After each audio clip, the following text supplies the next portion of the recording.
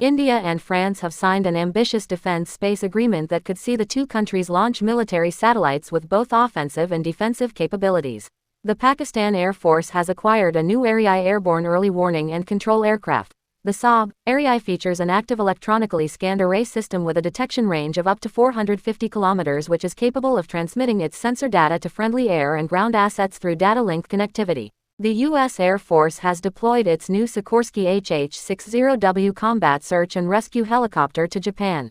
This advanced helicopter is designed with integrated mission systems to enhance situational awareness for aircrews engaged in combat search and rescue missions within contested environments. 3 U.S. service members lost their lives and dozens were wounded during an unmanned aerial drone attack on a base in northeast Jordan.